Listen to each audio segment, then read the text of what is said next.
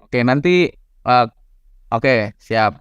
Ini Mas Yudis, terus mungkin nanti aku persilahkan dulu untuk Mbak Wildan mempresentasikan dulu apa saja yang pernah dikerjakan, terus kemudian nanti kita bisa langsung saja merespon dari hasil penelitian atau yang sedang dikerjakan sama Mbak Wildan. Gitu. Monggo, saya persilahkan. Oke, makasih Kak Rio, Mas Rio. Oke, halo teman-teman, saya Wilda. Di sini juga saya ajak salah satu teman di Memo Dapur namanya Afi. Dia lagi matiin kamera. Awal mula kenapa waktu itu menginisiasi Memo Dapur dan praktik-praktik yang saya lakukan sama teman-teman. Jadi kalau Memo Dapur sendiri itu saya awal mulanya bikin waktu 2019. Jadi lebih ke kegemaran untuk makan bareng, terus karena saya dan beberapa teman, ada yang namanya Sisi dan ada yang namanya Regina dan beberapa teman lain. Kami tuh senang kumpul, senang masak, terus kami sama-sama belajar di komunitas namanya Tanah Indi Kampung Buku. Nah, terus di rumah itu ada dapur, terus kita sering masak lah di situ.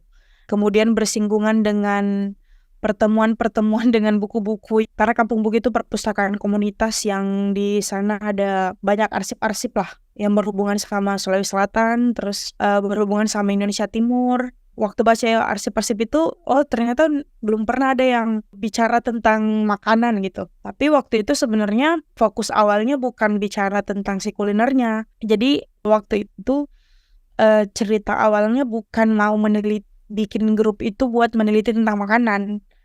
Tapi karena penasaran aja dengan bagaimana dapur dapur difungsikan gitu, difungsikan. Karena ada salah satu buku yang diterbitkan sama teman-teman di Tanah Indi juga di Kampung Buku, namanya judulnya itu Halaman Rumah. Nah, di buku Halaman Rumah itu cerita tentang halaman rumah. Nah, jadi waktu itu karena baca kayak tertarik. Kenapa ya? Itu menarik juga kan nih kalau ada buku yang bicara tentang dapur kayak gitulah. Akhirnya saya mengutarakan ide untuk bikin platform belajar. Nah, kita bikin lah namanya Memo Dapur itu. Nah, dibikin terus pandemi. Jadi kayak waktu itu ya 2019-2020. Terus baru kumpul lagi di akhir 2022. Nah, karena kami sebenarnya saya sebenarnya agak tidak percaya diri kalau kalau ditanya tentang kuliner, karena sebenarnya saya lebih senang menulis kulinernya daripada masaknya. Bobot ketertarikannya sebenarnya karena waktu itu pandemi setahun dan kami latar belakangnya semua adalah anak-anak muda yang senangnya menulis dan meneliti. Nah, kami memulai Memo Dapur justru praktik, ya masak-masak bareng pastilah ya. Tapi yang kita justru memulai programnya adalah dengan bikin workshop menulis sebenarnya. Nah, di workshop menulis itu kami bikin kayak idenya sederhana. Saya dan teman-teman yang ikut di program Memo Dapur itu, kita coba untuk menulis cerita tentang dapur kita masing-masing di rumah. Karena kita belum tahu sebenarnya secara ide, secara inisiatif atas nama Memo Dapur itu, kita mau kemanakan gitu kan. Dan karena saya merasa bahwa semua orang yang mau gabung di kelompok ini, itu juga harus punya konteks gitu dengan hidupnya sendiri. Kayak kenapa kamu mau gabung di grup ini gitu, di inisiatif ini. Akhirnya kita cobalah untuk belajar dan merefleksikan tentang cerita-cerita kita di rumah, cerita-cerita masing-masing dari teman-teman yang ikut. Waktu itu kami berapa ya? Kayaknya ada 8 mungkin. Ya, sekitar 8 sampai 10 orang yang ikut, yang menulis tentang cerita dapurnya masing-masing. Nah, waktu itu saya menulis tentang gimana hubungan tentang dapur saya di rumah, terus waktu itu Afi juga cerita, terus Sisi juga cerita, dan ternyata banyak sekali teman-teman menarik gitu yang berhubungan antara dapur dan makanan dan juga hubungannya dengan kota. Nah, itu tadi yang juga bikin Memo Dapur adalah untuk bicara tentang kehidupan sehari-hari kita di kota, tapi pintu masuknya lewat dapur gitu dan makanan. Akhirnya waktu itu saya ingat sekali Sisi cerita tentang hal yang mungkin ini terdengar sangat sederhana tapi mungkin banyak dialami sama banyak anak-anak gitu, tentang kayak bagaimana ikan itu dipandang sebagai makanan orang tua. Jadi ternyata banyak anak-anak yang dibesarkan dengan memahami bahwa ikan itu makanan orang tua dan ayam itu untuk anak-anak gitu. Karena mungkin kita juga selalu dibesarkan untuk anak-anak yang hidup di kota ya, kayak bawa bekal ke sekolah dikasihnya nugget atau Indomie, ayam gitu yang lucu-lucu. Nah, terus kayak makan ikan masak, terus olahan ikan, apalagi yang berkuah gitu, itu sesuatu yang kayak itu makanan orang tua, makanan nenek-nenek gitu. Terus Afi juga cerita tentang bagaimana dia sebagai keturunan keturunan apa, Vi? Keturunan orang Arab di Makassar yang punya budaya makan dan masak yang sangat berbeda gitu dengan orang orang Bugis ataupun orang Makassar di Sulawesi Selatan. Terus ada juga satu teman yang tulis tentang dia menarik secara konteksnya karena dia tinggal di Pasar Terong. Pasar Terong itu pasar paling besar lah di Makassar gitu. Dan teman-teman juga pernah menulis satu buku tentang pasar itu, judulnya Dunia Dalam Kota. Jadi isinya itu semua tentang kehidupan di Pasar Terong. Nah, si Daus ini dia dari lahir tinggal di pasar itu gitu. Jadi dia ceritalah bagaimana rasanya hidup di dalam pasar yang bagian-bagian rumahnya itu dapurnya selalu pindah karena disesuaikan dengan bagaimana orang tuanya menampung bawang merah, bawang putih dan segala macam tetebengnya jualannya gitu. Dan menarik sekali gitu dia ceritakan tentang itu. Terus kayak kami dikasih kenal juga tentang perbedaan bawang. Kayak misalnya bawang India, bawang Bantaeng, di sini ada kabupaten namanya Bantaeng, terus ya bawang-bawang yang lain gitu. Dan bagaimana harga di pasar itu berubah. Itu menarik sekali karena diceritakan sama orang yang benar-benar tinggal di pasar dan jualan di pasar gitu. Jadi waktu itu workshop menulis yang kami bikin sangat-sangat membantu kami untuk secara individu merefleksikan kembali pengalaman personal dengan dapur masing-masing. Terus juga sebagai metode yang membantu kami untuk bisa bertukar cerita dan seru-seruan aja sih sebenarnya gitu. Untuk belajar bareng tentang pengalaman masing-masing gitu. Gitu sih. Oke, makasih Mbak Wilda pengantarnya. Mungkin kita dari sini bisa memperluas gitu ya ke project yang akan kita bikin yang memang sebetulnya ada beberapa kaitan yang hampir serupa dengan rancangan yang akan dikerjakan sama teman-teman di sini. Bagaimana tadi kalau dari obrolan tadi itu bahwa ada yang menyinggung persoalan kota gitu ya melalui makanan. Nah, itu irisan yang cukup menarik sebetulnya dan kita juga sempat berpikiran seperti itu, tapi nanti mungkin akan dibahas di sesi yang lain gitu. Nah, tapi di sini mungkin akan langsung kepada fokus karena akan berkaitan juga dengan proyek yang akan dikerjakan sama teman-teman yaitu Makankah kita. Nah, mungkin Mas Yudis saya persilahkan dulu untuk memperkenalkan diri dan langsung bisa membagikan proyeknya gitu ya yang sedang kita kerjakan di sini. Sehingga nanti apa yang bisa kita jembatani, apa yang bisa kita pertukarkan terkait dengan pendekatan risetnya, terkait dengan hal-hal yang bisa mendukung proyek ini bisa kita diskusikan di pertemuan sore ini. Monggo. Oke, terima kasih Pak Harjo. Proyeknya sebenarnya apa ya? 2 tahun yang lalu sih sebenarnya akan saya garap gitu. Yaitu sendirian Mas, kayak gitu. Proyeknya sendirian ketika saya udah kehilangan ibu gitu. Sosok seorang ibu yang biasa masakin akhirnya hilang. Ada beberapa makanan-makanan yang selalu dirindukan lah ketika pulang kemudian disajikan gitu. Dan itu udah tidak saya rasakan lagi ketika dia udah tiada gitu.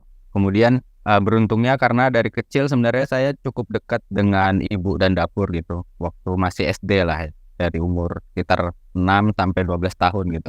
Karena SMP, SMA sampai kuliah itu sibuk dengan dunia masing-masing gitu. Jadi ingatan atau memori tentang dapur, ibu itu berada di waktu saya masih SD gitu. Karena paling sering ngebantu dia gitu. Jadi sama sih ya. Trigger itu pada saat pandemi sebenarnya. Pandemi itu ngubah banyak hal menurutku. Karena apa ya, cukup banyak mengubah sesuatu lah dalam hidup. Pertama sebenarnya pada saat pandemi itu aku satu-satunya skill yang bisa kepake ternyata tuh masak, yang sebenarnya tuh udah jarang masak lagi gitu semenjak SD gitu, hanya beberapa kali aja gitu. Pada saat pandemi kemudian nggak punya pekerjaan, memasak itulah jadi satu-satunya cara buat saya bisa bertahan hidup gitu. Jadi mulai buka warung namanya Kulinair. Konsepnya adalah masakan tradisional, masakan ibu sebagian, kemudian digabung sama masakan daerah lain. Konsepnya sebenarnya kalau di kuliner kemarin saya bikin namanya Satu Suapan Nusantara. Jadi dalam satu sajian itu ada beragam cita rasa Nusantara lah. Jadi kayak nasi campur, tapi kondimen-kondimen yang ada di piring itu dari beragam daerah. Kemudian setelah kehilangan ibu tadi, akhirnya kepikiran kenapa nggak bikin salah satu gerakan gitulah tentang pengarsipan makanan keluarga. Lahirlah namanya Memori Rasa tadi gitu. Karena saya rasa itu punya ingatan tersendiri gitu. Makanan itu punya ingatan sendiri di kepala kita gitu. Ada beberapa momen ketika kita makan sesuatu yang menyenangkan atau familiar itu akan timbul bayangan atau sekelebat momen untuk balik ke masa lalu gitu. Jadi lewat makanan, lewat rasa gitu. Makanya dinamain Memori Rasa. Karena di Memori Rasa itu akhirnya saya pengen ngabadikan semua makanan-makanan yang pernah ibu masak buat saya gitu. Kemudian setelah proyek ini selesai itu akan berlanjut ke orang lain gitu. Ngajakin orang lain, mumpung ada masih orang tua lengkap, mungkin ibu atau nenek masih ada, sebaiknya tanyain deh menu atau resep yang paling dia sukain gitu ketika dia masak, itu diarsipin. Nah, Memori Rasa sebenarnya proses mengarsipkan makanan, kemudian makanan itu bisa bercerita banyak hal gitu. Tapi ternyata nggak berjalan dengan baik. Aku pernah masak sekali, habis itu nggak masak lagi gitu. Jadi proyeknya terhambat lah, terhenti sementara. Sebelum akhirnya ketemu sama teman-teman Muara Suara gitu. Saya ceritakan kembali rencana-rencana yang kemarin sempat tertunda. Akhirnya muncullah ide, oke kita garap lagi dengan lebih terstruktur lah. Jadi di proyek ini Makankah Kita itu salah satu tour sebenarnya atau safari rasa gitulah ke beragam tempat di Kota Samarinda, yang dimana setiap pertemuannya itu saya udah setkan satu menu. Yang itu misalnya untuk menu sarapan pagi yang biasa ibu masak buat aku, kemudian satu set menu makan siang, kemudian ada satu set menu makan malam yang biasa ibu masak. Itu ada 11 pertemuan. Dan konsepnya adalah makan bersama gitu sambil bercerita tentang pengalaman atau memori yang pernah teman-teman rasakan ketika makan atau masak masakan ibu. Setelah safari rasa itu atau tour sebutannya ya, Makankah Kita itu berpindah-pindah tempat. Setelah itu maka akan ada pameran eksibisi itu buat kita, karena nanti beberapa menu itu juga akan digambar ulang sama teman yang nanti bentuknya kalau kata teman-teman tuh artbook gitu. Jadi bukunya mengisahkan banyak cerita lah di dalam.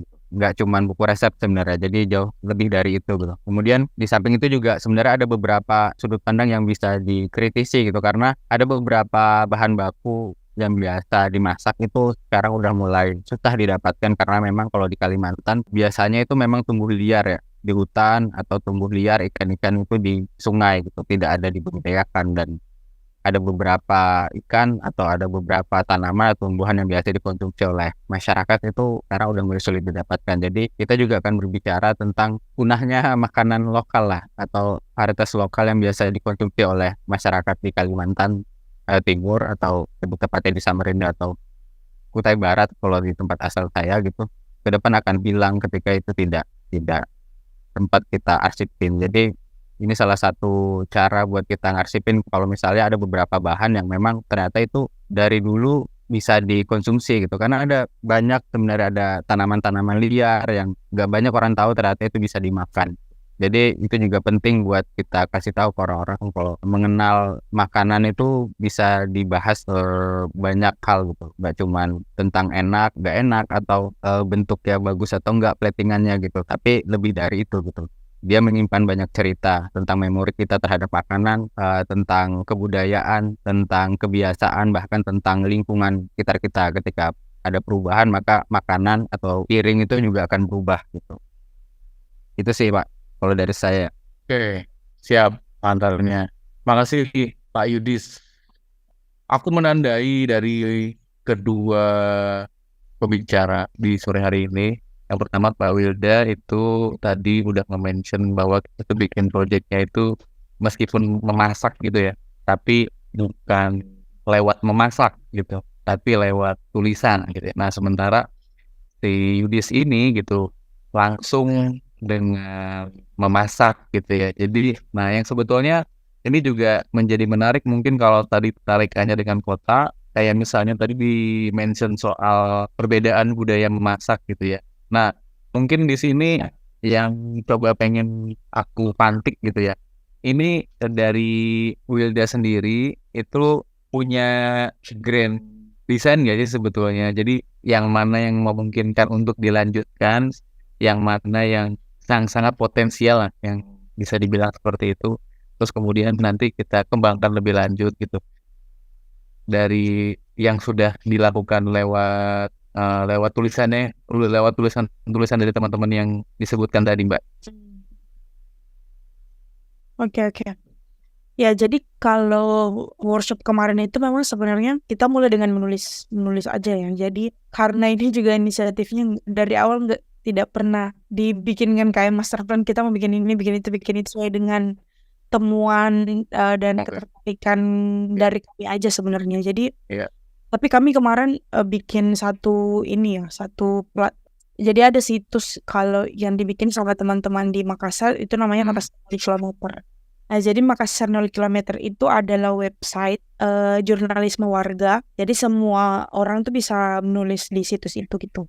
Nah, jadi kemarin kita coba untuk daripada bikin satu website baru misalnya, ya mending dimasukin ke situ aja tulisan-tulisan kita supaya pembacanya juga lebih luas gitu.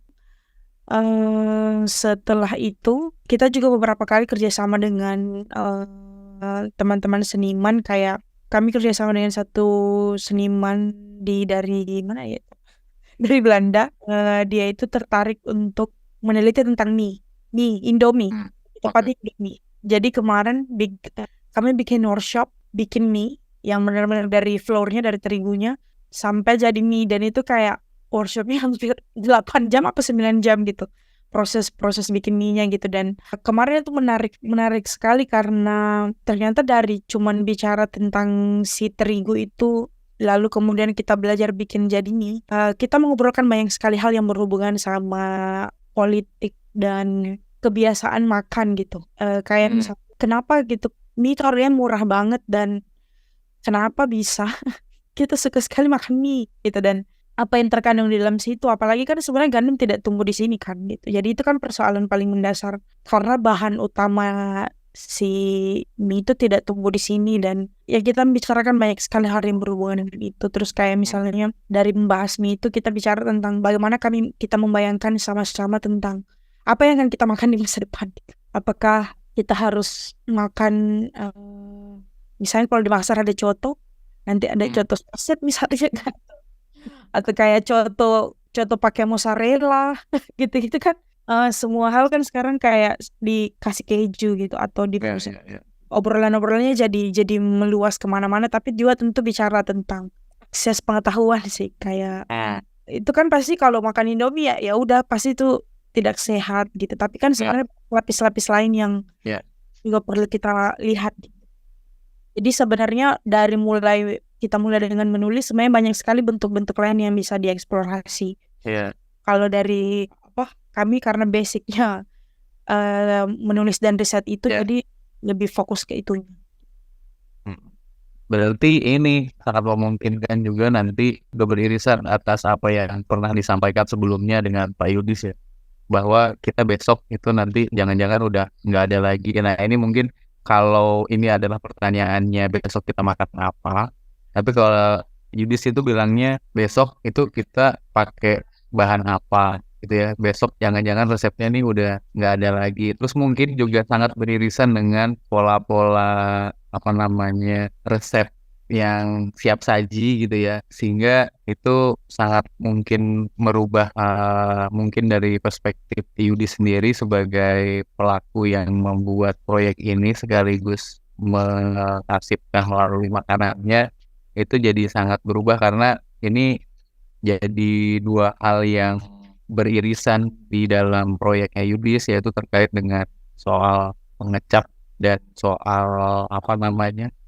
sensori juga gitu ya. Jadi yang dirasakan itu jadi beda, tapi pengalaman personal gitu ya. Nah, ada layer-layer yang sangat memungkinkan untuk dibaca. Jadi apakah outputnya itu bisa ditemani dengan tulisan-tulisan yang juga bisa mengiris seperti yang disampaikan sama Mbak Wilda tadi, bahwa kita ngomongin soal mie saja itu tulisannya bisa lapisan-lapisan yang lain gitu. Nah kalau ini soal makanan lokal saja misalnya yang mungkin sifatnya hanya memorable, nostalgia gitu ya. Nah, tapi irisan ke yang lain-lain itu sangat memungkinkan atau tidak itu juga sangat bisa didiskusikan. Kalau aku sekarang tuh sebenarnya apa ya, ngelihat banyak perubahan lah cara kita makan gitu, bahan-bahan yang ada gitu. Bahkan kalau misalnya kita ngomong sama anak-anak yang seusia yang lebih muda dibanding kita atau yang sepantaran dengan kita, kebanyakan dari teman-teman juga lebih familiar dengan makanan-makanan luar gitu, makanan Korea misalnya, kemudian Jepang dan hal segala macam. Tapi makanan-makanan lokal itu walaupun apa ya, di beberapa tahun terakhir ini kan gerakan tentang makanan lokal, gimana ngangkat lagi makanan lokal itu untuk bisa terus itu kan banyak banget ya chef-chef atau teman-teman penggiat kuliner yang memang fokus untuk melestarikan atau ngarsipin makanan-makanan khas daerah sendiri gitu. Ya, sorry Pak, aku selak. Tadi yang dimaksud perubahan cara tadi, cara makan, how to eat atau jenis makanannya sebenarnya. Semua sih. How to eat itu kayak misalnya banyak ibu-ibu muda sekarang atau keluarga muda sekarang itu udah nggak memasak full makanannya gitu.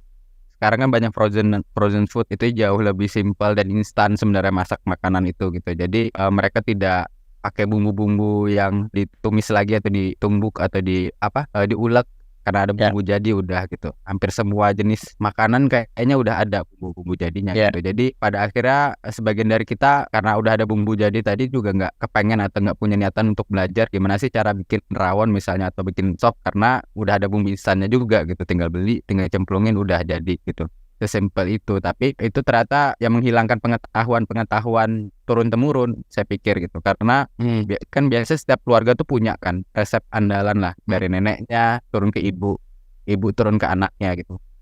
Nah, di generasi kita tuh kayaknya banyak yang putus gitu. Nggak banyak anak-anak yang kemudian itu belajar dengan benar-benar tentang masakan tradisional dari ibunya. Termasuk saya sendiri pribadi gitu, karena pada saat beliau masih hidup gitu, ibu masih hidup, saya tidak menanyakan tentang resep secara detail ya. Termasuk kayak cerita di balik resep itu gimana gitu. Itu nggak sempat ditanyakan gitu. Makanya di project ini saya namain memory resep itu, saya cuma nginget rasa yang pernah saya makan gitu. Jadi di-create atau dibikin ulang gitu. Jadi ngubah banyak hal kan dari cara makan. Kemudian makan bersama tuh juga menjadi suatu yang mewah bagi saya gitu. Banyak juga di keluarga, nggak tahu ya kalau yang lainnya, tapi kalau saya pribadi sama ada beberapa teman itu makan bareng itu udah mulai ditinggalkan juga. Jadi masing-masing aja makannya gitu. Yang lapar udah makan sendiri atau makan di luar dan segala macam. Jadi padahal momen paling penting tuh kalau menurut saya makan bareng itu sih, nungguin bapak pulang misalnya atau ibu pulang gitu, atau anaknya pulang sekolah baru makan bareng, itu jadi momen yang paling bisa menyatukan emosi dalam keluarga itu sendiri, kedekatan antara ibu, anak sama ayah gitu berada di meja makan gitu. Dan itu juga saya dan beberapa teman-teman juga kita ngobrol, kamu masih makan bareng nggak sih di ini? Nggak ada ternyata yang kayak gitu-gitu. Kita juga mulai kehilangan gitu budaya-budaya makan bareng. Kemudian budaya kayak misalnya kita nganarin tetangga, saling tukar menu lah atau masakan gitu, itu juga mulai udah ditinggalkan karena akhirnya keterikatan kita dengan tetangga itu mulai jauh karena memang nggak pernah ada tegur sapa dan segala macam. Kalau dulu kan sering tuh tukar bahan masakan, tukar-tukaran masakan gitu, ntar bolak-balik anak-anak yang antar ke rumah tangga gitu, balik terus ada kanan kayak gini mulai hilang gitu. Makanya gerakan-gerakan kayak memo dapur, riset tentang makanan, cerita tentang dapur atau dapur menjadi tempat pintu masuk untuk bisa membahas banyak hal itu menjadi sangat relevan atau penting buat kita yang saya pikir udah mulai ngelihat makanan itu ternyata banyak hal yang bisa mengubah lewat makanan saja gitu. Jadi penting buat kita untuk menceritakan itu ke orang-orang lain tentang ada perubahan-perubahan yang sebenarnya itu hari ini sedang kita hadapin, tapi nggak semua orang sadar tentang perubahan itu, perubahan tentang bahan makan kita gitu. Kita nggak tahu bahan makanan kita tuh berasal dari mana, dibikin seperti apa gitu. Karena besar produk-produk pertanian itu kan buatan benih-benih game ya atau hibrida lah gitu ya, dibikin sama perusahaan, bukan bibit-bibit atau benih asli gitu. Jadi rasanya pun akan beda gitu dengan varietas lokal dan banyak hal gitu yang akhirnya semua orang ya udah apa yang disediain di apa di dapur ya kan lagi nih berasal dari mana bahan bakunya, apakah itu impor atau itu produk sendiri, apakah benihnya itu masih asli atau itu benih buatan pabrik dan segala macam. Karena ketika kita bicara saya juga cukup concern dengan bibit atau benih atau varietas lokal karena saya kemarin kuliah di pertanian itu sangat tahu bagaimana makanan kita itu dibentuk lewat tadi industri besar ya, industri massal. Jadi varietas-varietas yang hari ini ditanam oleh petani itu memang untuk kebutuhan-kebutuhan massal yang sebenarnya juga punya banyak tadi itu menghilangkan beberapa varietas atau tanaman-tanaman asli atau bibit-bibit lokal yang biasa ditanam turun-temurun oleh para petani. Jadi gak cuma makanan sebenarnya yang hilang atau punah tadi, tapi juga benih-benih warisan atau varietas lokal itu juga akan mulai ditinggalkan gitu. Jadi kita tidak punya karakter di makanan kita gitu. Jadi kalau misalnya orang bilang makanan Padang sangat enak gitu di Padang, karena memang di Padangnya itu punya cabai, lombok yang memang varietas lokal di sana gitu.